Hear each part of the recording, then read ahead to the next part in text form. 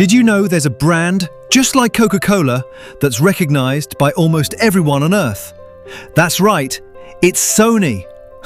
I bet you've used a Sony product at some point, haven't you? Sony, much like Apple today, once created one amazing product after another that simply blew people away. From their cutting-edge cameras, the PlayStation 5, incredible TVs and audio equipment, to classics like the Walkman, Discman and camcorders, if you've ever used one, raise your hand in the comments and share your experience. In this video, we're going to journey back in time and explore Sony's beginnings, from a tiny, almost microscopic company to its growth into a world-renowned brand. I'll introduce you to the stories of its two founders, delve into Sony's early innovative high-tech products, and then reveal how Sony broke into the American market. We'll even uncover two events that completely defied traditional business wisdom, earning the Japanese immense respect from Americans for their far-sighted business acumen. Sony's incredible growth story is in fact a perfect microcosm of Japan's journey from post-war devastation to economic boom in the 1950s and 60s. In August 1945, Japan suffered a devastating defeat, leaving the country impoverished and many cities utterly ravaged by Allied bombings.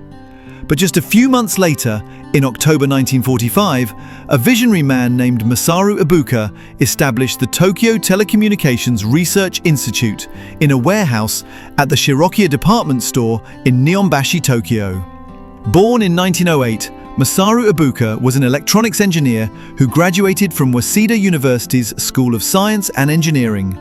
During World War II, he was involved in developing electronic equipment for military use. After the war, he returned to his roots, using his deep electronic knowledge to develop new products. Now, you might be surprised to hear this, but one of Ibuka's earliest developments was a rice cooker.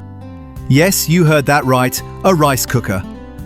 Of course, this wasn't a Sony rice cooker as the brand didn't even exist yet, but developing a rice cooker made perfect sense in 1945.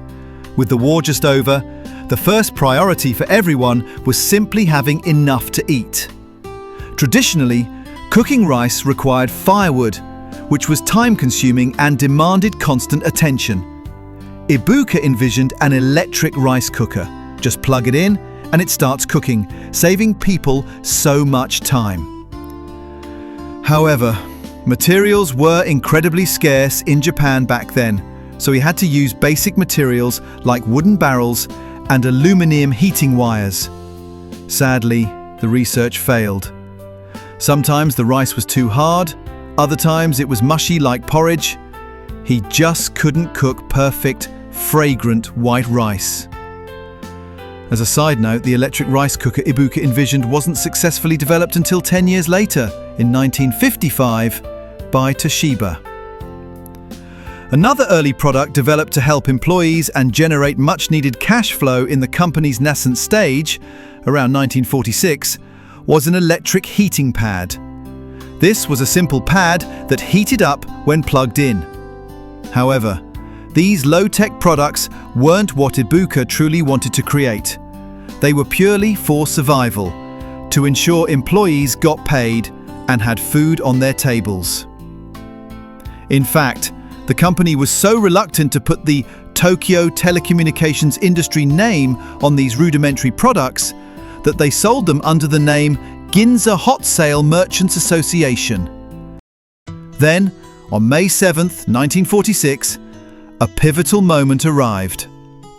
Masaru Ibuka, along with his wartime colleague, the then 25-year-old Akio Morita, and about 20 other young individuals, co-founded a company called Tokyo Tsushin Kogyo Kabushiki Kaisha, or Tokyo Telecommunications Engineering Corporation. Akio Morita, born in 1921 in Aichi Prefecture, came from a very wealthy family with a 300-year history in sake brewing, miso, and soy sauce production. As the eldest son, he was naturally destined to become the 15th generation successor to the family business. Because of his heir status, he was trained from a young age to be a leader in business management. His father would even bring him to company meetings and commercial negotiations with suppliers and distributors. This unique experience profoundly and positively impacted his future interpersonal skills, entrepreneurial endeavors, and business management and development. The Morita family was so prosperous that they even had a tennis court, cars, and a refrigerator before the war. Akio Morita later graduated from Osaka Imperial University with a degree in physics from the Faculty of Science. During World War II, he served in the Navy's Weapon Development Institute, where he met and became good friends with Masaru Ibuka. Their paths crossed again one day in 1946, when Akio Morita read a newspaper report about the establishment of the Tokyo Telecommunications Research Institute. He didn't want to spend his entire life making sake and soy sauce. Instead, he was deeply interested in the emerging electronic technology and longed to join Ibuka's company to develop new products together. He worked hard to persuade his father to allow him to give up his status as the 15th generation successor. In traditional Japan, it was a given that the eldest son would inherit the family business, so abandoning that was no small feat. Thankfully, his open-minded father agreed, and even invested 190,000 Japanese yen under the Morita family name to establish Tokyo Tsushin Kogyo Kabushiki Kaisha. It's thanks to such an enlightened father that we have the international multinational corporation SONY today. In its early days, the company faced many challenges. However, their first breakthrough product quickly emerged. In May 1950, Totsuko successfully launched Japan's first magnetic tape recorder, the G-Type. But this machine was both expensive and heavy, costing around 160,000 Japanese yen and weighing 35 kilograms, equivalent to more than a year's salary for a university graduate. Morita and Ibuka initially thought that as long as the product was good enough, orders would flow in, but that wasn't the case. The company produced 50 G-Type recorders, but sales were dismal. They tirelessly demonstrated it to businesses, universities, and friends. While everyone was amazed and impressed to hear their own recorded voices, they simply regarded the recorder as an extremely expensive toy. This made them realize that sales and marketing were just as important as product development. Later, they finally found a new market, shifting their focus to schools and government departments for uses like English language teaching and court records. The G-Type recorder began to spread nationwide. And as a result, the G-Type recorder and its tapes became an important source of funding for Sony's later development. Sony's true turning point came in the mid-1950s. In 1952, Mr. Ibuka visited the United States and became deeply interested in the newly invented transistor, a revolutionary electronic component. Before the transistor, all electronic devices primarily used vacuum tubes, which consumed a lot of power, had low efficiency, and were bulky, making electronic devices at the time enormous. The advent of transistors completely solved the shortcomings of vacuum tubes. Although transistors were invented at Bell Labs, Tokyo Tsushin Kogyo boldly decided to take on the challenge and introduce this technology. In February 1954, they signed a 10-year licensing agreement with Western Electric, the American company that held the manufacturing patent rights, for a hefty sum of 9 million Japanese yen, equivalent to over 100 million Japanese yen today. This was a huge investment for the nascent Sony at the time.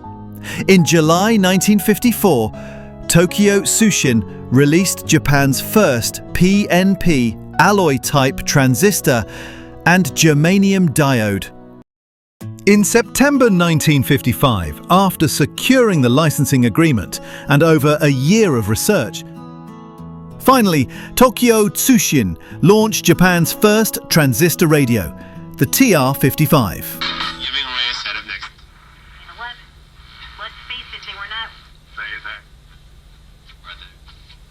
The TR-55 was compact and could be easily carried out to listen to the radio, making it a high-tech, revolutionary new product in 1955, as innovative as the iPhone was in 2007.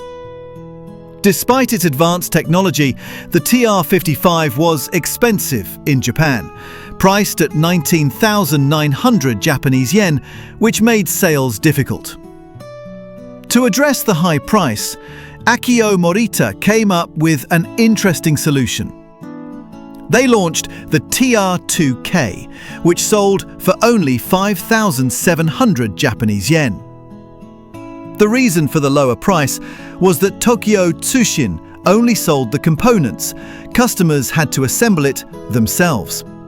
Also, due to cost considerations, it didn't have a speaker and could only be listened to with headphones. As a result, Tokyo Tsushin received numerous complaints from customers about assembly difficulties or even failed attempts to get it working. Akio Morita knew that to break through the predicament and successfully sell the high-priced TR-55, they had to look to the international market, especially the affluent and massive American market. Ever wondered about the very beginning of Sony? It all kicked off in 1945, when Masaru Ibuka and Akio Morita founded Tokyo Tsushin Kogyo KK. Right from the start, they set their sights high, aiming to develop truly remarkable products. They certainly faced their share of challenges, but these two were quick to identify issues and adapt their strategy. A particularly bold move was their significant investment in securing a transistor licensing agreement, showcasing their impressive foresight and strategic vision. Get ready for our next video, which dives into Sony's most significant period, starting in 1956. We'll explore how Akio Morita, in his push into the American market, made two unconventional decisions that nearly jeopardized the entire company. Curious to hear more about these pivotal moments? Be sure to catch the next video.